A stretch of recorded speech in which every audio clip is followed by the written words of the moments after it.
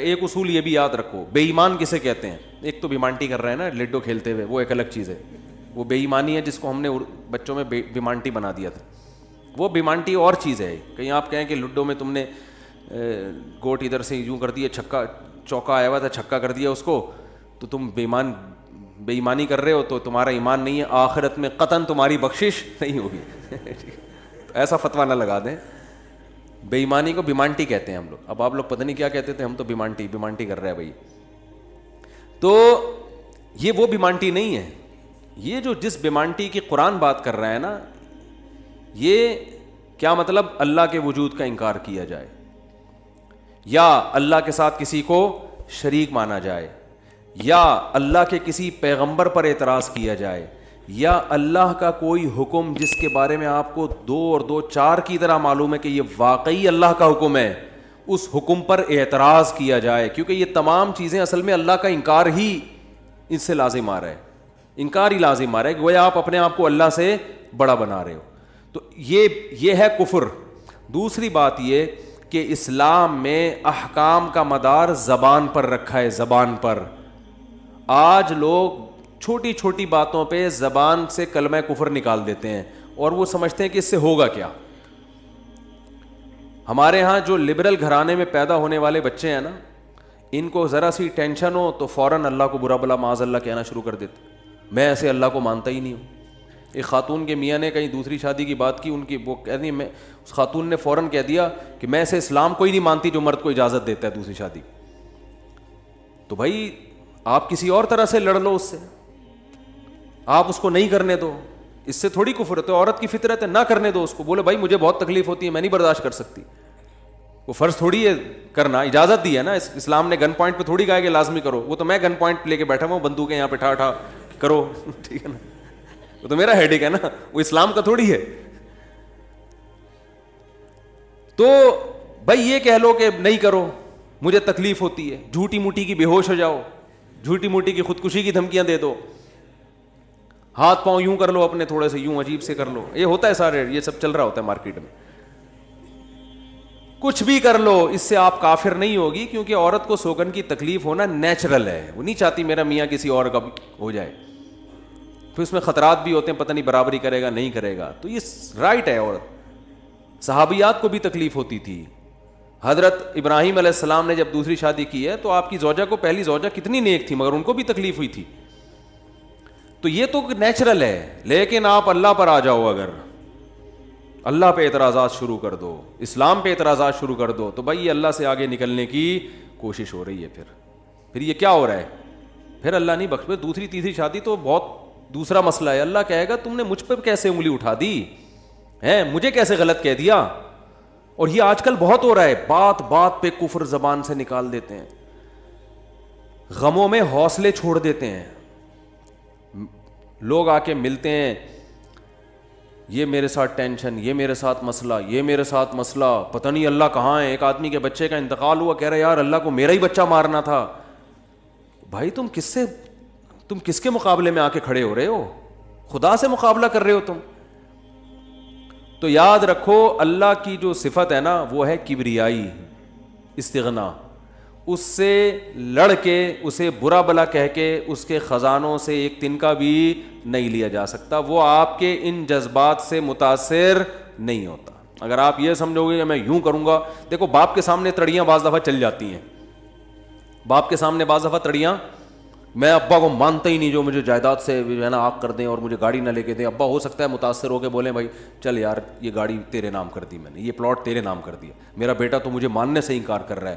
لیکن اللہ کا اصول جو قرآن اور سنت سے پتہ چلتا ہے، جو آسمانی کتابوں سے پتہ چلتا ہے، وہ اصول یہ ہے کہ آج تک کسی نے اللہ کے خزانے سے اللہ کو معاذ اللہ برا بلا کہہ کے، اللہ پہ اعتراضات کر کے، اسلام کو برا بلا کہہ کے، اللہ کے پیغمبروں کو برا بلا کہہ کے، اس طرح سے واویلا کر کے، اگر آپ یہ سمجھتے ہو کہ اللہ کو آپ پہ ترس آ جائے گا کہ ہائے بیچارہ بہت ہی مجبور ہے، تو یہ دماغ سے ہمیشہ کے لیے نکال دو۔ اس سے بڑی سزا میں اللہ آپ کو ڈالے گا، اس سے بڑی سزا، اور وہ جہنم کی آگ۔ یہ تو کچھ بھی نہیں ہے۔ تبھی تو خودکشی کرنے والے پر اللہ کو ترس نہیں آتا۔ خودکشی کرنے والا ایک طرح سے انتقام لے رہا ہے اللہ سے کہ اللہ تو نے مجھے زندگی دی, مجھے اس قابل تو چھوڑا نہیں, تو نے تو میرے ساتھ غلط کیا, مجھے گفٹ چاہیے ہی نہیں نعمت کا. جیسے نا آپ باپ نے آپ کو گفٹ دیا ہو اور آپ دشمنی میں آ کے باپ کو گفٹ واپس کر دو, مجھے نہیں چاہیے, ایسے پھینک دو آپ. تو ہو سکتا ہے باپ کا یہ اصول ہو, وہ پھر بھی وہ کہے نہیں میرا بیٹا ایسا نہیں, لیکن اللہ کا اصول نہیں ہے, اللہ کا یہ اصول نہیں. اللہ کہے گا بھائی تو کیا سمجھتا ہے, میں تجھے اور آگ میں ڈالوں گا. تو دنیا کی ٹینشنوں سے تو چاہتا تھا یہ ناکام عشق ہو گیا, عشق ناکام ہو گیا, اور یہ ہو گیا تیرے ساتھ, اور یہ ہو گیا, اور تو جاب لیس ہو گیا, اور گھر سے مہنگائی اور غربت کے تانے پڑ رہے ہیں تیرے کو, اور بے روزگاری کے تانے مل رہے ہیں, اور معاشرے میں تیری عزت نہیں ہو رہی, اور اب آ کے تو کیا کر رہا ہے, خودکشی کر رہا ہے. تو یہ سمجھ لے گا کہ میں تیرے پہ ترس کھا کے تجھے چھوڑ دوں گا. ایسا نہیں ہے.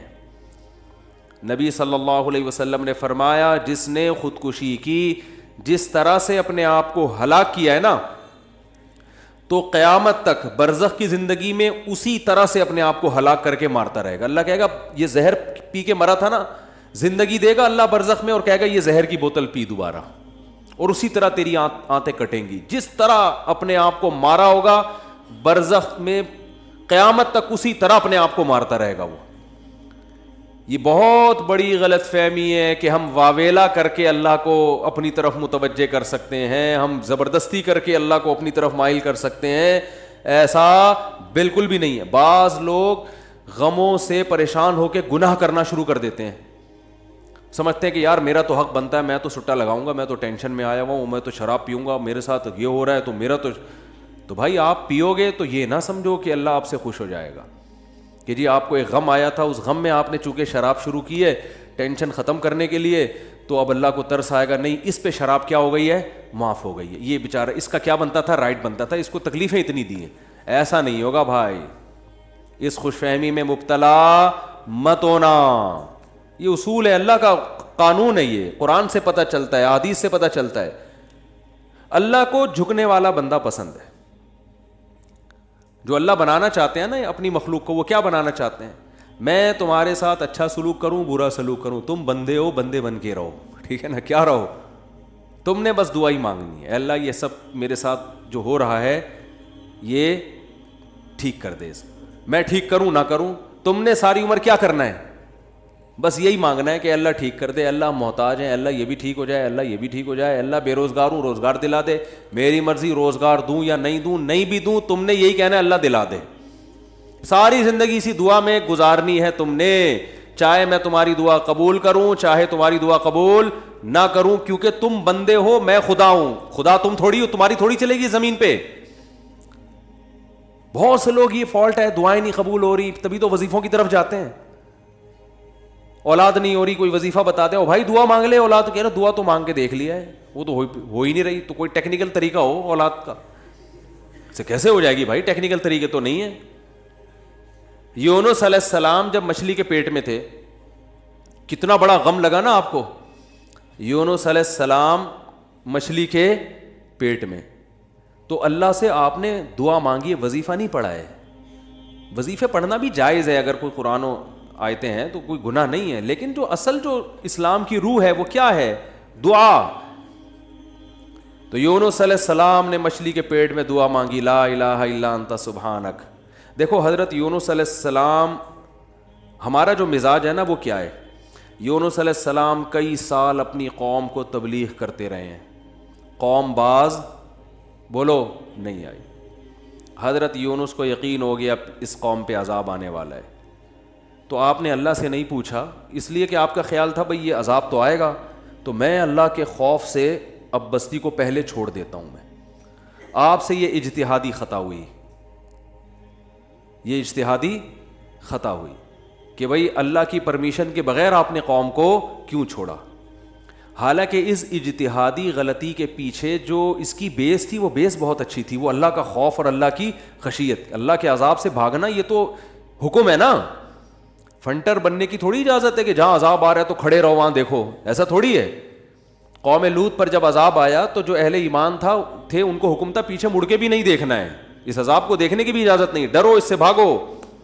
جب قوم عاد قوم سمود کی بستیوں سے نبی گزرتے تھے تو چہرے پہ کپڑا ڈال کے جلدی اپنی رفتار بڑھاتے تھے, بھئی یہ اس عذاب کو اپنی آنکھوں سے بھی نہ دیکھو, خوف پیدا ہوتا ہے اس سے. تو اتنا زیادہ آپ صلی اللہ علیہ وسلم خوف زدہ ہوتے تھے. تو اللہ کے عذاب سے تو دور بھاگنے کا حکم ہے. تو اب یہاں کیا ہے کہ کیا بات چل رہی تھی یار؟ حضرت یونس علیہ الصلوۃ والسلام اللہ کے عذاب کے ڈر سے اپنی قوم کو چھوڑ کر نکل گئے. یہ بیس بالکل ٹھیک ہے بھائی. جب اللہ کا وعدہ بھی یہی ہے کہ جو قوم ایمان نہیں لے کر آئے گی تو میں اس کو تباہ کر دوں گا. تو حضرت یونس علیہ السلام کو خیال ہوا کہ بھائی یہاں سے نکل جاؤ. جب بیٹھے ہیں کشتی میں, کشتی ڈوبنے لگی تو ملا نے کہا بھائی وزن کشتی میں زیادہ ہے, ایک آدمی کو نیچے اترنا پڑے گا ورنہ سب ڈوب جائیں گے. کون اترے گا بھائی؟ قرآن اندازی ہونی چاہیے. قرآن اندازی میں نام کس کا آیا؟ یونس علیہ السلام. تو بتاؤ ہم ہوتے, ہم کہتے ساری زندگی تبلیغ کرتا رہا, اب جب عذاب آنے والا ہے تو اللہ کے خوف سے ہی نکلا میں, اس کا صلہ یہ مل رہا ہے کہ ڈوبنے والا کون ہے؟ بولو, میں ہی ہوں. بھائی مجھے تو زیادہ پروٹوکول, اللہ تعالیٰ کو 6 کشتیاں میرے لیے پہلے سے سمندر میں رکھنی چاہیے تھی نا. کیا ہو گیا؟ یہ ہماری سوچ تو یہی ہے کہ میں نے چونکہ فجر کی نماز پڑھی ہے تو میری دکان پہ کسٹمر 6 گنا زیادہ آنے چاہیے. پیسے سارے وہ کما رہے ہیں, نمازیں میں پڑھ رہا ہوں. اچھا میرے پر لوگ اعتراض یہ بھی کرتے ہیں کہ احتیاط اس نے کی, اس کو کرونا ہو گیا, اس کو اس نے احتیاط نہیں کی, اس کو نہیں ہوا, یہ مفتی لوگوں کو الو بنا رہا ہے. تو بالکل یہی ہے کہ نماز میں پڑھ رہا ہوں, روٹی کس کو مل رہی ہے؟ اس کو مل رہی ہے. احتیاط میں کہہ رہا ہوں, وہ کرونا بھی مجھے ہی ہو رہا ہے. ٹھیک ہے نا, ٹھیک ہے نا. تو اب اللہ سے تھوڑی کوئی لڑ سکتا ہے بھائی.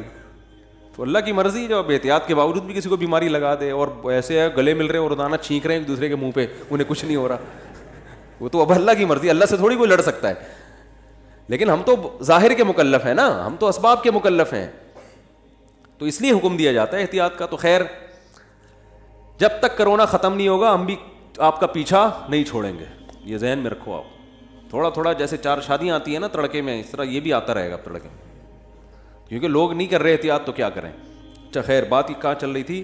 تو یونس علیہ السلام کی جگہ ہم ہوتے تو بھائی ہماری حالت کیا ہوتی ہے. اللہ, جیسے تبلیغ میں ہم میں سے کوئی گیا ہوا ہوتا 4 مہینے کے لیے, 4 مہینے کے لیے تبلیغ میں نکلے ہوتے, اللہ کے راستے میں واپس آ رہے ہوتے تو پتہ چلا کچھ یعنی کنوینس ہی نہیں مل رہی, پولیس والے پکڑ کے لے گئے, کسی کیس میں بند کر دیا, تو کیا وسوسے آتے ہیں دماغ میں. جیسے حج کرنے گئے نا, ایک آدمی حج کرنے گیا, لٹ گیا وہاں پہ نا جیب کتروں نے. تو وہ کہہ رہے اللہ میں نے تو سنا تھا حاجی تیرے مہمان ہوتے ہیں, تو ہم نے تو دنیا میں کسی کو نہیں دیکھا کسی نے اپنے مہمان کس کی یہ انسلٹ کی ہو. ٹھیک ہے, ہم نے تو نہیں دیکھا. تیرا مہمان بن گیا اور کچھ بھی نہیں بچا میرے پاس, سب کچھ ہی لٹ گیا. تو جلا ہوا آدمی تھا. تو یونس علیہ السلام کی جگہ کوئی اور ہوتا, ہم جیسے نالائق ہوتے, تو ہم کہتے اللہ ساری زندگی قوم کی مخالفت لے کے تبلیغ کرتا رہا, اپنا تن من دھن لگا دیا, نہ کاروبار کی طرف توجہ, نہ کوئی پیسے کمانے, جو روکھی سوکھی ملی کھا لیا. پیغمبروں کا تو کوئی اجرت بھی نہیں ہوتی, وہ تو بالکل ہی اللہ توکل پہ چل رہے ہوتے ہیں. اے اللہ غربت میں وقت گزارا, کبھی کھانے کو ملا نہیں ملا, بس تیرے دین کو فوکس کیا. اب جب عذاب آنے والا ہے تیرا اس قوم پہ, تو تیرے خوف سے نکلا میں, جو تیرا ہی حکم ہے کہ مجھ سے ڈرو, میرے عذاب سے ڈرو. اب کم از کم کوئی 2-4 کشتیاں یا ہوائی بحری جہاز کوئی کھڑا ہوا ہوتا میرے استقبال میں, اور اگر نہیں تھا میں نے اپنے خرچے سے پہ کشتی لی ہے میں نے. ٹھیک ہے نا, ذمہ داری کس کی بنتی تھی؟ اللہ, ذمہ داری تیری بنتی تھی کہ کشتی کا انتظام تیری طرف سے ہو. بھائی گورنمنٹ اگر کسی فوجی کو کسی مہم پہ بھیجتی ہے, اب جو امریکہ کے فوجی افغانستان آئے ہوئے ہیں ان کو باعزت واپس نکالنا کس کی ذمہ داری ہے؟ بولو نا, امریکہ کی ذمہ داری ہے نا. تو تبھی تو فوجی کہہ رہے ہیں بھائی تم نے ہمیں عزت کے ساتھ جب بھیجا ہے تو عزت کے ساتھ پٹھانوں سے بچا کے نکالنا کس کی ذمہ داری ہے؟ یہ امریکہ کی ذمہ داری ہے نا. تبھی امریکہ قطر میں کوشش میں لگا ہوا ہے کہ بھائی یہ کسی طرح اپنی عزت بچا کے واپس آ جائیں گے. اور بالکل صحیح کر رہا ہے امریکہ اپنے لحاظ سے, اس کا فرض بنتا ہے جب آپ نے فوجیوں کو بھیجا تو واپس بھی تو لے کر آؤ نا ان کو. تو بالکل میرے بھائی یہ بات ذہن میں آ سکتی تھی یونس علیہ السلام کے کہ اللہ یہ سب میں نے تیرے لیے کیا ہے, اب تیرا عذاب آ رہا ہے تو مجھے تو یہاں سے فرار ہونا ہے بستی سے, تو کشتی کا انتظام کرنا میرے ذمے نہیں ہے بلکہ کس کے ذمے ہے؟ تیرے ذمے. چلو میں نے اپنے خرچے پہ کر لی. اب اے اللہ تو خود ہی اگر ڈوب رہی, اول تو ڈوبنی نہیں چاہیے, تجھے تو یہ طاقت ہے کہ کہ 100 آدمی بھی کشتی میں بیٹھ جائیں, جب تک تیری مرضی نہیں ہوگی کشتی کلٹی بولو نہیں ہوگی, یہ نہیں کلٹی ہو سکتی. دوسری آزمائش تو نے یہ اس آزمائش میں ڈال دے گی, کشتی کلٹی ہو رہی ہے. اور اگر کلٹی ہو بھی رہی ہے تو ایسے ایسے نالائق لوگ اس کشتی میں بیٹھے ہوئے ہیں. کار آمد تو صرف اس میں یونس علیہ السلام تھے, باقی تو سارے نالائق, کیونکہ مشرک لوگ تھے سارے, بت پرست, پان گٹکے والے, سگریٹ والے, تمباکو والے, سارے اس میں بیٹھے ہوئے ہیں. وہ تو پتہ نہیں کیا کیا نشہ کرتے ہوں گے, سارے ایک نمبر کے چور یہاں بیٹھے ہوئے ہیں کشتی میں. تو اللہ ان میں سے کسی کو تو خود ہی جو ہے نا ڈلوا دیتا. اور قرآن اندازی ہو رہی ہے تو نام کس کا آ رہا ہے؟ میرا نام آ رہا ہے, جس نے ساری زندگی تبلیغ کی. تو اور پھر کمال یہ کہ بڑی آزمائش کیا کہ چلو کشتی میں اگر چھلانگ لگا کے نیچے گرنا ہی تھا, ان لوگوں نے ڈال دیا, بھائی آپ کا نام آیا, آپ کو اترنا پڑے گا. تو تیرنے کا آپشن ہوتا ہے, کہیں تیرتے رہیں گے, کوئی ٹیلا آ گیا وہاں بیٹھ گئے, یا کسی نے دیکھ لیا کوئی رسی پھینک دی, جیسے یا کہیں کنارے پہ اتر گئے, جیسے ہی چھلانگ لگائی ہے ایک اور بڑی آفت, سمندر کی مچھلی نے آپ کو نگل لیا. کتنا خوف, ایک حرف زبان سے ناشکری کا نہیں نکل رہا پیغمبر کہ اللہ مروا دیا تو نے. تو یہ کیا خوف ہوتا ہے, سمندر کا اپنا ایک خوف ہے بھائی, کبھی یہاں نہیں سمجھ میں آئے گا, جاؤ سمندر میں جا کے پتہ چلے گا. اور قرآن سے پتہ چلتا ہے رات کا وقت تھا, اندھیرا تھا, اندھیرے میں بہت, کیونکہ فنادا فی الظلمات, فی الظلمہ نہیں ہے کہ اندھیرے میں پکارا, اندھیروں میں پکارا. پتہ چلا کہ بہت سارے اندھیرے تھے, یعنی ایک مچھلی کے پیٹ کا اندھیرا, ایک سمندر کی تہ کا اندھیرا, اور ایک رات کا اندھیرا. کس قدر خوف. بتاؤ آج کسی کو ایسی ٹینشن ملتی ہے؟ آج یہی ٹینشن ہے, ابا نے اس دن چپیٹ لگا دیا تھا کھینچ کے, اور بھائی تمیز سے بات نہیں کر رہا, بیگم کنٹرول میں نہیں ہے, اور مفتی صاحب کا بیان سن کے اللہ کی خاطر شادی کی تھی, پھنس گئے. ایک آدمی میرے پاس آیا, کہنے لگا مفتی صاحب میری بیوی کی نا شکل اچھی ہے اور نہ بات کرنے کا انداز اچھا ہے. تو مجھے خود بتا رہا تھا, کہہ رہا اتنی بد اخلاق ہے. میں اس سے کہتا ہوں اگر تیری شکل بھی اچھی ہوتی نا, میں تیری بد اخلاقی برداشت کر لیتا. چلو یار, پتہ نہیں جھوٹ بول رہا تھا سچ بول رہا تھا, اللہ جانے. اب یہ کوئی ٹینشن ہے بتاؤ؟ اصل ٹینشن تو وہ ہے نا. اچھا لوگ کہہ رہے ہوتے ہیں وہ ہو جاتا نا اچھا تھا, ہم سمندر میں ڈوب جاتے اچھا تھا. او بھائی ابھی ڈوب ہی نہیں رہے ہو اس لیے کہہ رہے ہو اچھا تھا, جب ڈوبنے لگو گے تو وہی کیفیت ہوگی. وہ جو پھندا آ گیا تھا نا درخت سے, ایک آدمی کہتا نا اللہ موت دے دے زندگی سے, تو وہ کسی نے پھندا پھینک دیا اوپر سے اور یہ کہا کہ میں اللہ ہوں, اس میں گردن ڈال لے اٹھا لوں گا. تو وہ کہتا ہے یہاں تو کوئی مذاق بھی نہیں کر سکتا ہے اللہ. تو وہ جب آتی ہے نا اپنے اوپر تو پھر یہ کنڈیشن ہوتی ہے. تو یونس علیہ السلام پر جو آزمائشیں آئیں, کتنی بڑی بڑی آزمائشیں, مچھلی کا پیٹ اور نگل گئی مچھلی. مچھلی اکثر ثابت نگلتی ہے, ذرا بھی شکایت, کیونکہ ہم بندے ہیں بھائی, ہماری جو ڈیوٹی ہے ہم نے وہ کرنی اور چھوٹا بن کے رہنا ہے. ہم نے اللہ کے سامنے یہ نہیں کرنا یہ کیا ہو رہا ہے, ایسا کیوں ہو گیا, میں تو تبلیغ کے لیے نکلا تھا, میرے ساتھ یہ ناانصافی. یہ نہیں ہوتا. یہ اصول قرآن کیوں یہ واقعہ ذکر کر رہا ہے؟ یونس علیہ السلام اللہ کے برگزیدہ پیغمبر ہیں. ہمارے حضرت فرمایا کرتے تھے یہ محبت کی چٹکیاں ہوتی ہیں. انسان کو جس سے محبت ہوتی ہے تو اس کو ستاتا ہے, اور یہ ستانا تکلیف برائے تکلیف نہیں, اس کے درجات کو بلند کرنی. محبت کا اظہار ہے کہ میرا ایسا بندہ ہے, ایسا پیغمبر ہے, کتنی آزمائشوں میں ڈالا, زبان سے ایک حرف ناشکری کا نہیں نکل رہا, ساری اپنی طرف منسوب کی میری غلطی ہے, میری غلطی ہے, میری غلطی ہے, میں غلط ہوں.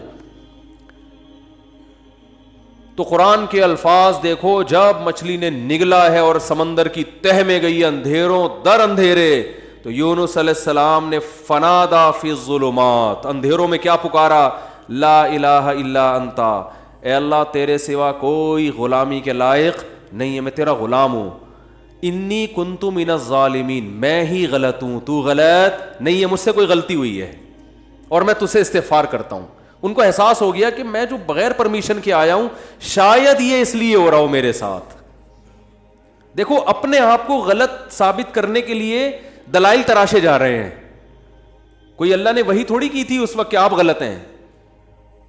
بس اس عمل سے اندازہ ہو گیا کہ بھائی اور تو مجھے نہیں لگتا میرے سے کوئی گناہ ہوا ہو, تو مجھے لگتا ہے کہ یہ ہے جس کی وجہ سے اللہ کیا ہے, مجھ سے ناراض ہے. تلاش کر رہے ہیں, کوئی اپنی مسٹیک تلاش کریں, اپنے آپ کو غلط کہیں تو لا الہ الا انت سبحانک, اے اللہ تو ہر عیب سے پاک ہے. کیا مطلب؟ تو میرے ساتھ غلط نہیں کر سکتا, یہ میرا ہی کوئی عمل ہے جس کی وجہ سے ایسا ہو رہا ہے. تو تھوڑی غلط ہے, تو ہر عیب سے پاک ہے, تو ظالم تھوڑی ہے, میری غلطی ہے, میں غلط ہوں. کیا اللہ کے رحمت کے خزانے حرکت میں آتے ہیں. فَالْتَقَمَهُ الْحُوتُ وَهُوَ مُلِيمٌ, قرآن کہہ رہا ہے مچھلی نے نگلا اس حال میں کہ یونس علیہ السلام اپنے آپ کو ملامت کر رہے تھے. جب مچھلی کی نگل رہی تھی اس وقت بھی اپنے آپ کو ملامت کر رہے ہیں, اپنے آپ کو برا بلا کہہ رہے ہیں, میں غلط, میں نے غلط کیا. تو جب مچھلی کے پیٹ میں جا کے توبہ استغفار کی ہے تو اللہ کی صفت استغنا دیکھو.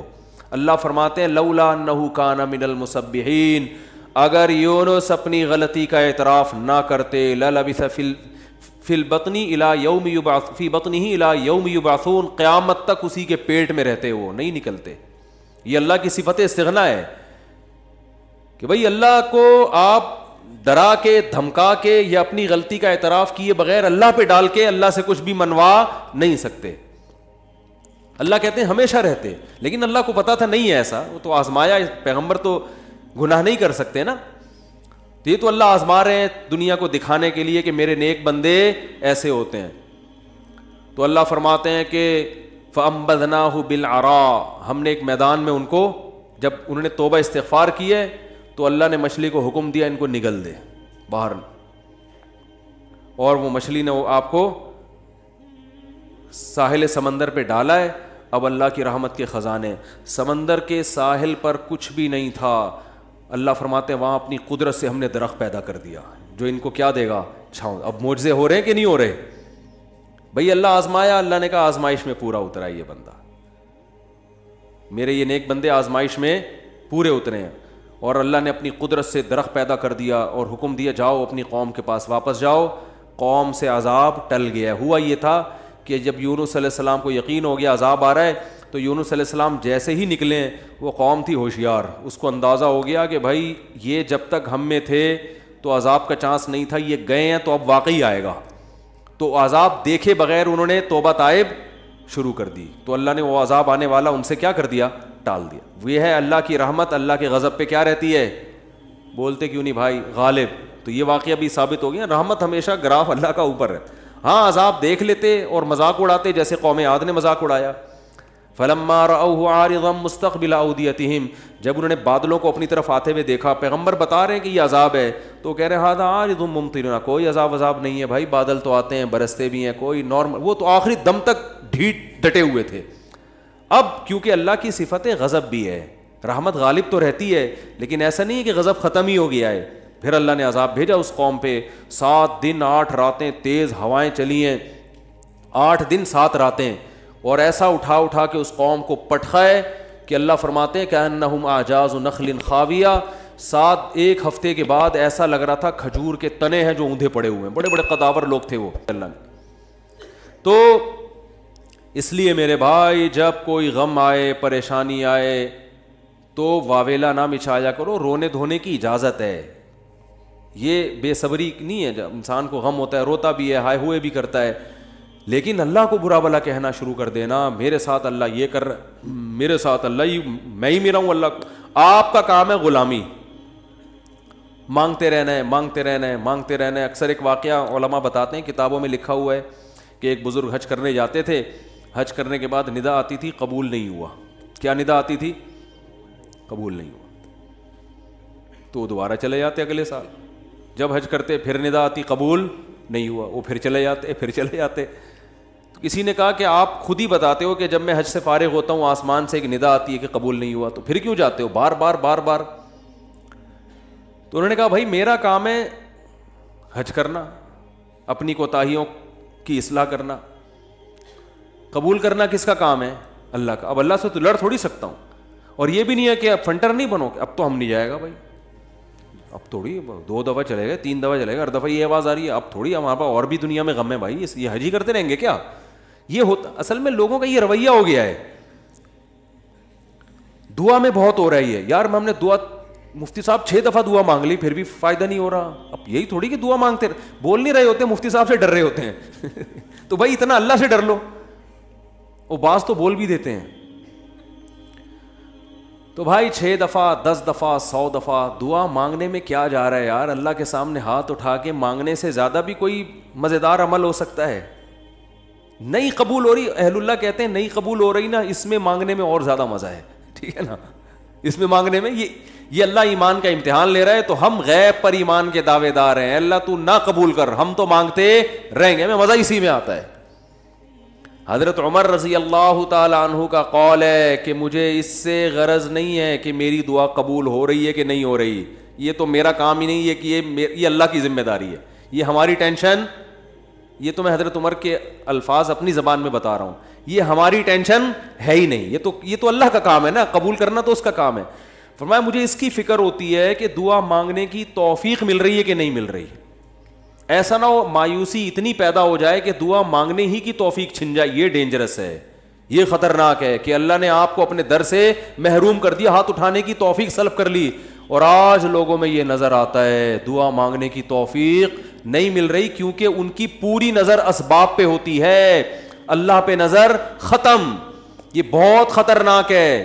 دیکھو اسباب پہ نظر رکھو گے، ہو سکتا ہے اسباب اختیار کر کے کام تو ہو جائے، لیکن اللہ کی جب عدالت میں کیس لے کے جاؤ گے، فائل داخل کرو گے، وہاں سے جو کام جب منظور ہوگا نا، اس کام کی نوعیت میں اور آپ کے کام کی نوعیت میں زمین اور آسمان کا فرق ہوگا.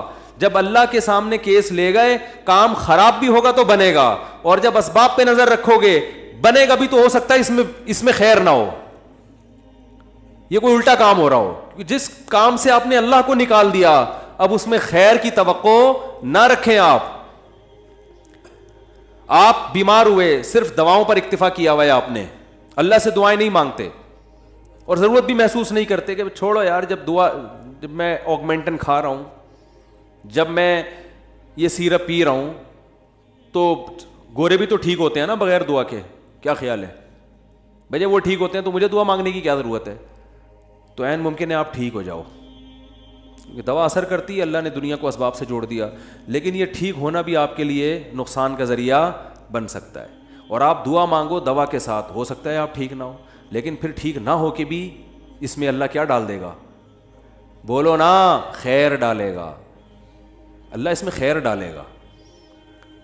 جیسے یونس علیہ السلام کو مچھلی کے پیٹ میں اللہ نے داخل کیا ہے ان کے درجے کو اور بلند کرنے کے لیے. اگر یونس علیہ السلام کے ساتھ یہ مچھلی والا واقعہ نہ ہوتا تو شاید یونس علیہ السلام کا ذکر قرآن مجید میں نہ ہوتا. پیغمبر تو لاکھوں آئے ہیں نا، سب کا تذکرہ تھوڑی ہے. اور نبی صلی اللہ علیہ وسلم نے حضرت یونس کی فضیلت الگ سے بیان کی ہے. فرمایا لا تفضلونی علی یونس، مجھے یونس پر فضیلت مت دو. حالانکہ دیکھو یہ تو اجماعی عقیدہ ہے کہ ہمارے نبی تمام پیغمبروں سے افضل ہیں، لیکن کیا مطلب نام لے کے میرے مقابلے میں یونس کو نہ لے کر آؤ کہ میں ان سے زیادہ افضل ہوں. کیوں؟ کیونکہ اس میں اس بات کا امکان تھا کہ شاید اس واقعے کی وجہ سے لوگ یونس علیہ السلام کی توہین نہ کر رہے ہوں کہ وہ اللہ کی پرمیشن کے بغیر چلے گئے تھے. تو کہیں اس واقعے کو بنیاد بنا کے لوگ ایسا نہ ہو کہ کہیں کہ ہمارے نبی تو افضل ہے، یونس علیہ السلام افضل نہیں ہے، کیونکہ ہمارے نبی تو بغیر پرمیشن کے کوئی کام نہیں کیا اور یونس علیہ السلام تو اللہ کی پرمیشن کے بغیر چلے گئے تھے. اس لیے نبی نے اس کانسیپٹ کو درست کرنے کے لیے، کلیئر کرنے کے لیے کہ کہیں تمہارے ذہن میں یہ چیز نہ ہو. اس لیے کیا مطلب حدیث کا کہ یونس علیہ السلام کا نام لے کے دونوں کو مجھے ان کے مقابلے میں لا کے کھڑا مت کرو، اور یہ مت کہو کہ محمد صلی اللہ علیہ وسلم حضرت یونس سے افضل ہیں. حالانکہ افضل ہیں، لیکن جہاں بھی حضرت یونس کی توہین کا ذرہ برابر بھی شائبہ نکلتا تھا آپ صلی اللہ علیہ وسلم نے اس سے منع کر دیا. اس لیے کہ آپ صلی اللہ علیہ وسلم جانتے تھے کہ یہ جو کچھ یونس علیہ السلام کے ساتھ ہوا یہ اصل میں آپ کو بلند مرتبہ دینے کے لیے ہوا تھا، اور یہ بتانے کے لیے ہوا تھا کہ اللہ کی صفت استغنا کیا ہے، اور یہ بتانے کے لیے کہ اللہ سے لڑ کے کوئی چیز نہیں لی جا سکتی، اور یہ بتانے کے لیے کہ غموں میں، ٹینشنوں میں، پریشانیوں میں اللہ کے نیک بندوں کا رویہ کیا ہوتا ہے. اور میں آپ کی جنرل نالج کے لیے ایک بات یہ بھی بتا دوں کہ جس کا یہ لائف اسٹائل ہوگا نا وہ ٹینشنوں میں بھی خوش رہے گا. ویسے ہی ٹینشن ختم کر لیتے ہیں اللہ اس سے, کیونکہ وہ ہر ٹینشن کو کس کی طرف سے سمجھ رہا ہے, اللہ کی. تو جب اللہ ہمارا ہے اور وہ اپنے بندوں کا اچھا چاہتا ہے تو اس میں ٹینشن دے کے بھی ہماری کیا ہوگی, اس میں خیر ہی ہوگی. اس نے یعقوب علیہ السلام سے جو بیٹا چھینا تو یعقوب علیہ السلام کو نوازنے کے لیے چھینا. یوسف علیہ السلام کو جو بچپن میں باپ سے الگ کر دیا, مصر کا بادشاہ بنانے کے لیے کیا اس نے, نہ چھنتے نہ بادشاہ بنتے. تو ہمارا کام ہے ہر برائی اپنے کھاتے میں ڈالیں, سمجھ رہے ہو کہ نہیں سمجھ رہے, اور ہر اچھائی کس کی طرف منسوب کریں, اللہ کی طرف. دیکھو جن بھی یہ ایک چیز جانتے ہیں, حالانکہ جن میں تو شر غالب ہوتا ہے, لیکن اس معاملے میں جن ہی ہم سے اچھے. سورہ جن میں ہے کہ 28ویں پارے میں 29ویں پارے میں ہے نا سورہ جن, اس میں اللہ تعالیٰ نے جنات کی تبلیغ کا تذکرہ کیا ہے. ہوا یہ تھا کہ رسول اللہ صلی اللہ علیہ وسلم قرآن مجید کی تلاوت فرما رہے تھے تہجد میں, مسجد جن وہاں مکہ میں موجود بھی ہے. تو جنات کا ایک وفد وہاں سے گزرا, انہوں نے جب قرآن سنا تو بڑے حیران ہوئے, یہ تو بالکل ویسا کلام ہے جیسا موسیٰ علیہ السلام پر نازل ہوئی تھی تورات اور حضرت عیسیٰ پہ انجیل, یہ تو بالکل ویسا کلام ہے. یعنی ان کو اندازہ ہوا کہ یہ پیغمبر ہیں, وہ ہو سکتا ہے جن بھی پڑھے لکھے ہوں, یعنی اہل کتاب میں سے ہوں. تو وہ اچھا اس میں توحید کا بیان بھی تھا, تو وہ جنات جا کے اپنی قوم کو تبلیغ کرنے لگے. اچھا پھر ایک اور واقعہ یہ ہوا تھا کہ جنات جب آسمانوں پہ جاتے تو شہاب ثاقب کے ذریعے ان کا آسمانوں پہ داخلہ بند کر دیا گیا. تو یہ خبر بھی جنات میں پھیل گئی کہ پہلے ہم جاتے تھے کچھ نہیں ہوتا تھا, اب جانا روک دیا جا رہا ہے. یہ جو شہاب ثاقب ہوتے ہیں نا چنگاریاں, اس پہ سائنسدان اعتراض کرتے ہیں یہ تو ویسی رگڑ لگنے سے وہ یعنی ستاروں کے ایک ٹکڑے, سیاروں کے ٹکڑے ٹوٹتے ہیں, رگڑ دگنے سے یہ ہوتا ہے. تو یہ کوئی اسلام کے منافی نہیں ہے. اللہ تعالیٰ کسی جن کو مار سکتے ہیں, اس کے فرشتے کسی جن کو مار سکتے ہیں اس کے ذریعے, رگڑ بھی لگے اور وہ جل بھی جائے اور جن بھی مر جائے, تو اس میں کون سا کوئی وہ, ہمیں جن تھوڑی نظر آ رہا ہے, ہمیں تو وہ شہاب ثاقب جاتا ہوا نظر آ رہا ہے. اور یہ بھی ضروری نہیں ہے کہ جب بھی شہاب ثاقب ٹوٹے تو کوئی جن ہی مر رہا ہو, اس سے اتفاقی حادثہ بھی ہو سکتا ہے. یہ تو اسلام نے یہ نہیں کہا کہ جب بھی آسمان پہ آپ کو رگڑتا ہوا ستارے کا ٹکڑا نظر آئے گا تو وہ جن ہی ہے جس کے پیچھے جا رہا ہے. وہ بعض دفعہ ایسے ہوتا ہے کہ جنات کا تعاقب ہوتا ہے اس کے ذریعے. تو یہ نبی کے دور میں ہوا, اور اس کی دلیل یہ ہے کہ جب قرآن کی آیتیں نازل ہوئی نا کہ جنات نے کہا کہ ہم جب جاتے ہیں تو شہاب ثاقب آتا ہے, تو اس پر کسی مشرک نے اعتراض نہیں کیا کہ یہ تو پہلے بھی آ رہے تھے, اب تھوڑی آ رہے ہیں, کوئی نیا واقعہ تھوڑی ہے, یہ تو پہلے بھی آ رہے ہیں. تو جنات نے یہ کہا کہ ہم نے دیکھا ہے کہ ہمارا اوپر داخلہ بھی کیا ہو گیا, منع ہو گیا. تو دنیا میں کوئی بڑا واقعہ ہوا, تو وہ واقعہ انہوں نے دیکھا کہ بھائی یہ قرآن نازل ہو رہا ہے اور یہ کوئی دنیا میں نیا مذہب آیا ہے اور یہ پیغمبر ہیں.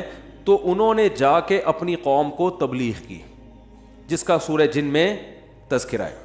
تو تبلیغ میں انہوں نے یہ الفاظ کیے کہ وَأَنَّا لَمَسْنَا السَّمَاءَ فَوَجَدْنَاهَا مُلِئَتْ حَرَسًا شَدِيدًا وَشُهُبًا, ہم پہلے کی طرح جب آسمانوں پہ جاتے ہیں تو ہم اس میں پہرے دیکھ رہے ہیں اور شہاب ہے, پتھر ہیں جن سے ہمارا تعاقب ہو رہا ہے.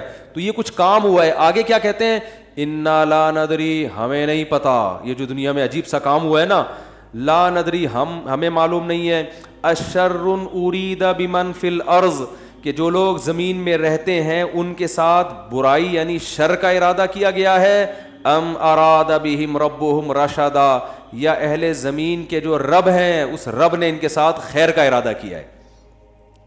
آپ کا آئی کیو لیول اگر اچھا ہوتا تو مزہ آ جاتا. آپ ترجمے سے بات سمجھ میں آئی؟ وہ کیا کہہ رہے ہیں, ہمیں نہیں پتہ یہ جو نیا واقعہ ہوا ہے, اہل زمین کے ساتھ برائی کا ارادہ کیا گیا ہے, پیسو وائس فعل مجہول, یا اللہ نے ان کے ساتھ خیر کا ارادہ کیا ہے. بھائی یہ بھی کہہ سکتے تھے کہ ہمیں نہیں پتہ کہ اللہ نے ان کے ساتھ خیر کا ارادہ کیا یا شر کا ارادہ کیا ہے. شر اور خیر دونوں کی نسبت کس کی طرف کرتے, اللہ کی طرف, کہ پتہ نہیں اللہ اب انسانوں سے اچھا چاہ رہا ہے یا کوئی عذاب آنے والا ہے یا کوئی کچھ اچھا ہونے والا ہے, ہمیں نہیں پتہ لیکن کچھ ہونے والا ہے. نہیں آ رہی بات؟ ارے بھائی جنات کو جب یہ واقعہ ہوا نا, اوپر جانا بند ہو گیا آسمانوں پہ, تو جن آ کے آپس میں گول میز کانفرنس بلائی. انہوں نے بولا کہ بھائی کچھ کام عجیب سا ہو رہا ہے, کچھ ہو رہا ہے. یا تو کوئی بہت اچھا ہوگا یا کچھ برا ہو رہا ہے. یعنی کچھ نہ کچھ تو ابھی کائنات میں نیا ہوگا, اس زمین پہ کچھ نیا ہوگا. بمن فی الارض, اہل زمین کے ساتھ کچھ نیا ہونے والا ہے. اب یہ نہیں پتا کہ اچھا ہونے والا ہے یا برا, تو یا تو دونوں میں اللہ کا نام نہ لیتے, یہ کہتے ہمیں نہیں پتا اچھا ہونے والا ہے یا برا ہونے والا, یا اگر اللہ کی طرف نسبت کرنی تھی تو یہ کہتے ہیں ہمیں نہیں پتا کہ اللہ اچھا کرے گا یا اللہ ان کے ساتھ کیا کرے گا, برا کرے گا. بھائی جو بھی کرے گا اللہ ہی کرے گا نا. یا تو اللہ کی طرف منسوب کرو اچھائی کو بھی اور برائی کو بھی, کہ ہمیں نہیں پتا کہ اللہ نے جو آسمان میں پہرے لگا دیے ہیں تو اب اللہ کا ارادہ ہے کہ اہل زمین کے ساتھ کچھ بہت اچھا کرے گا یا اللہ ان کو سزا دے گا, کوئی برا ہوگا ان کے ساتھ. لیکن جنات کا انداز دیکھو, وہ کہہ رہے ہیں جب برائی کی بات آئی تو اللہ کا نام درمیان سے غائب کر دیا.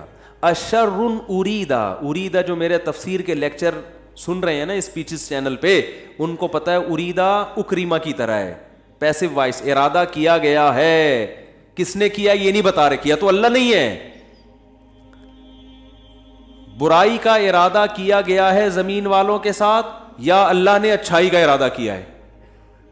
اب آئی سمجھ میں؟ اب بھی اگر نہیں سمجھ میں تو آئی کیو لیس لوگ ہیں آپ لوگ. پھر وہی پہلی ہے کہ وہ جو سیٹھ صاحب تھے نا, بے وقوف تھے, اپنے شاگرد سے کہہ رہے ہیں, اپنے ملازم سے, کہ ایسی پہیلی پوچھ کہ اس کا جواب میں بتا سکوں, ورنہ بے عزتی ہو جائے گی نا. اور اگر نہیں بتایا نا میں نے اس پہیلی کا جواب تو میں تجھے چھوڑوں گا نہیں, تیری گردن اڑا دوں گا میں. اب پہلی پوچھ لیکن آسان, تاکہ میری عزت بھی ہو جائے کہ بھائی سیٹھ نے پہلی کا جواب دیا ہے, جب جواب دوں گا عزت ہوگی, بھائی بڑے ذہین ہیں آپ. تو آہستہ سے اس کو کان میں کہہ دیا کہ ایسی پوچھنا کہ مجھے جواب اس کا آ بھی جائے, اتنی مشکل نہ ہو. اب یہ جو ملازم تھا نا, یہ گرو کہتے ہیں نا اس کو, گرو کہتے ہیں کیا, چیلا کہتے ہیں, چیلا یا چیلا, بچہ بڑا ہوشیار ہے ماشاء اللہ, چیلا. تو وہ چیلا کے اب سوچنے لگا کہ یار ایسی پہلی پوچھو کہ بہت آسان ہو. اب اس نے پہلی سوچ کے آیا, سرائکی میں یہ لطیفہ ہے اصل میں, دیکھو ہک چانٹ مرے سا سدھا تھیا ویسے, یہ میں نے ایک لفظ سیکھا ہے ابھی سرائکی کا. اب کسی کا مطلب نہ پوچھنا, وہ چماٹ لگا دے گا آپ کو کھینچ کے. دیکھو ہک چانٹ مرے سا سدھا تھیا ویسے, ٹھیک ہے نا. تو یہ کسی سے کہنا نہیں, ورنہ کوئی گارنٹی نہیں ہے, ٹھیک ہے نا. تو وہ جو تھا نا, اس میں اس نے پہلی سوچی, اس نے کہا حضور, اب مجھے پوری سرائکی تو آتی نہیں نا, وہ ہمارے حضرت سرائکی میں سناتے تھے یہ لطیفہ, وہ مزہ سرائکی میں ہی ہے. خیر, ہک مخلوق ہے, پونچھ گھمیندی ہے, چولہے کے گرد گھومدی ہے تے میاؤں میاؤں کرندی ہے بھائی. پونچھ بلی ہے نا, سب کو پتا ہے بھائی, اور چولہے کے گرد اکثر گھومتی, اور آخر میں کمبخت نے یہ بھی بتا دیا کہ میاؤں میاؤں کرندی ہے, کہ یار ایسا نہ ہو یہ کوئی شیر اور چیتا کو لے آئے. اب یہ کھوپڑی اس کی کام نہیں کر رہی نا, آئی کیو. اب یہ گھنٹہ بیٹھ کے سوچ کے کہتا ہے یار کس مصیبت, کہہ رہے ککیڑ مرغا نا. اب یہ جو چیلا تھا نا, اس نے بولا اگر میں نے بول دیا نا کہ یہ غلط ہے تو میری تو ایسی کی تیسی. اور یہ تھا ڈیڑھ ہوشیار. یہ اگر یہ کہہ دیتا کہ جی یہ جو ہے کیا نام ہے صحیح جواب دیا, تو اس کو یہ شبہ تھا کہ جو میرا گرو ہے وہ کہے گا کہ یہ شاید 2 نمبری کر رہا ہے. تو اس نے بڑی چالاکی سے کام کیا, اس نے بولا حضور لگتا ہے کسی نے دسیا ہے, یعنی اتنی مشکل پہلی میں نے پوچھی تھی اور آپ نے بالکل درست جواب دیا, یہ کسی نے یقیناً آپ کو بتایا ہے. تو جواب کہتے ہیں نہیں, عقل جی دوڑ ہے, عقل کی دوڑ ہے بھائی, ادھر کیا ہے یہ عقل جی دوڑ ہے. ہمارے ادھر ایسی پڑھتے تھے, عقل جی دوڑ ہے, عقل کی دوڑ ہے بھائی یہ. تو میں نے اتنی ڈیٹیل میں آپ کو بتایا, اب بھی سمجھ میں نہیں آ رہا کہ جنات کیا کہہ رہے ہیں, انا لا ندری, ہمیں نہیں پتا, اشر ارید بمن فی الارض, کے زمین والوں کے ساتھ شر کا ارادہ کیا گیا ہے, ام اراد بہم ربہم رشدا, یا رب نے خیر کا ارادہ کر لیا ہے. تو کتنی تمیز ہے جنات میں ہے وہی. حالانکہ شر کا ارادہ بھی اگر کیا ہے تو اللہ نے کیا ہے, خیر کا ارادہ بھی کیا ہے تو کس نے, لیکن قرآن جنات کے ان الفاظ کو نقل کر کے, قرآن نہ سمندر ہے. بہت سارے مضامین قرآن میں ہوتے ہیں, ایک ایک آیت میں بہت ساری چیزیں نکل رہی ہوتی ہیں. تو یہاں یہ جہاں یہ بات ثابت ہو رہی ہے, تبھی تو فقہا نے بیان کیا نا کہ قرآن اور حدیث سے استدلال 4 طریقوں سے ہوتا ہے: عبارت النص, اشارت النص, اقتضاء النص اور دلالت النص. 4 طریقے ہیں جہاں سے فقہا قرآن اور سنت سے مسائل نکالتے ہیں, جو اصول فقہ میں پڑھائے جاتے ہیں. جو آج کل جو نئے محقق آ رہے ہیں نا مارکیٹ میں, انہوں نے ان میں سے کوئی اصول بھی نہیں پڑھا ہوتا. تو اس سے یہ بھی پتہ چل رہا ہے قرآن تمیز بھی سکھا رہا ہے ہمیں کہ جنات سے تمیز سیکھ لو, ہمیشہ شر کی نسبت اپنی طرف کرو. صحیح ہے نا, میری وجہ سے ایسا ہوا, یہ ساری خرابی کس کی وجہ سے ہوئی ہے؟ میری وجہ سے ہوئی ہے. بھائی میری کوئی کوتاہی ہے جس کی وجہ سے شکست ہوئی ہے. جیسے غزوہ احد میں شکست ہوئی تو صحابہ نے تو اپنے آپ کو جھونک دیا تھا, شکست ہو گئی تو قرآن نے کیا کہا؟ تمہاری وجہ سے ہوئی ہے. ٹھیک ہے نا, تم نے پیغمبر کی اس معاملے میں اطاعت نہیں کی. صحابہ نے یہ نہیں کہا واہ ہم مدینہ چھوڑ کر آ گئے پیغمبر کے لیے, ہے بھائی اتنے ساری ہم نے قربانیاں دے دیں اور اسباب کی دنیا میں کامیابی کی امید نہیں تھی, پھر بھی ہم نے اپنے آپ کو میدان جنگ میں لے جا کے جھونک دیا. اب ایک گھاٹی پہ اگر 50 آدمیوں کے میں سے چند لوگوں نے اگر امیر کی اطاعت نہیں کی تو اس کی ہم سب کو اتنی بڑی سزا مل رہی ہے. دوسرے کوتاہی تو انہوں نے کی ہے اور قرآن کہہ رہا ہے کہ تم نے کی ہے, سب کی طرف نسبت کیوں کی جا رہی ہے؟ صحابہ نے ایسا کوئی لفظ زبان سے نہیں نکالا, کچھ بھی نہیں نکالا صحابہ. اے اللہ ہماری غلطی ہے, ہم استغفار کرتے ہیں, آئندہ یہ کوتاہی نہیں ہوگی. تو کیسا کامیابی کے اصول ہیں یہ. تو بھائی دیکھو دنیا میں آپ کو اللہ کی مان کے چلنا ہے, آخرت میں پھر اللہ آپ کی مان کے چلے گا. سمجھ رہے ہو نا, پھر آخرت میں اللہ کہے گا کہ وَلَكُمْ فِيهَا مَا تَشْتَهِي أَنفُسُكُمْ, تمہیں زبان سے نہیں بولنا پڑے گا, جو دل میں تمہارے خیال آئے گا نا, خواہش پیدا ہوگی, اس دل کی خواہشات کو اللہ وہاں پورا کرے گا. دنیا آزمائش کی جگہ ہے, پیڑے کھانے کی جگہ نہیں ہے, یہاں آزمائشیں ہیں. اور اگر کوئی آزمائش نہیں ہے تو یہ خود ایک آزمائش ہے. آپ کہہ سکتے ہیں فلاں تو بڑی ہنسی خوشی زندگی گزار رہا ہے, وہ تو کوئی آزمائش ہی نہیں ہے. او بھائی یہ ہنسی خوشی زندگی خود ایک آزمائش ہے کہ یہ اللہ کا شکر ادا کر رہا ہے کہ نہیں کر رہا. اسے نہ کوئی بیماری ہے, اس کا گھر بھی ہے, اس کے بیوی بچے بھی ہیں, اس کو سکون بھی ہے, گھر میں آتا ہے بیگم تمیز سے بات کرتی ہے, اور جناب گھر سے باہر نکلتا ہے تو بیگم پوچھتی نہیں ہے واپسی پہ کہ انڈے کیوں نہیں لے کر آئے, کوئی کسی قسم کی ٹینشن نہیں ہے. یہی ہو رہا ہے نا آج کل. اور جناب ابا بھی ٹھیک ہیں, اماں بھی ٹھیک ہیں, ملک کی حالات بھی ٹھیک ہیں, بے روزگاری بھی نہیں ہے, بلب کے والدین کو گالیاں دینے کی بھی ضرورت نہیں ہے, لائٹ بھی نہیں جا رہی ہے, پنکھا بھی چل رہا ہے, بٹن دباؤ پنکھا چلتا ہے. جیسے آسٹریلیا میں تو یہی ہوتا ہے, بٹن دباتے تھے پنکھا چل جاتا تھا وہاں پہ. میں حیران ہوتا تھا یار, ہم تو دیکھتے ہیں ٹرائی کر کے چلا کہ نہیں چلا. ایسا ہی ہوتا ہے نا, چل گیا اے اللہ تیرا شکر ہے, نہیں چلا کوئی بات نہیں, لائٹ آنے والی ہے تھوڑی دیر میں آ جائے گی. جنریٹر چلاؤ, کھینچو پھر اس کو جا کے, کتنے تو چپک کے مر گئے جنریٹر سے بیچارے اس چکر میں. تو کوئی ٹینشن اگر نہیں ہے تو بھی بڑی ٹینشن ہے بھائی. کہیں اللہ ایسا تو نہیں ہے کہ کوئی بہت بڑی پکڑ آنے والی ہے, اللہ کی بہت بڑی پکڑ نہ آنے والی ہو, اس لیے ڈرنا ہے.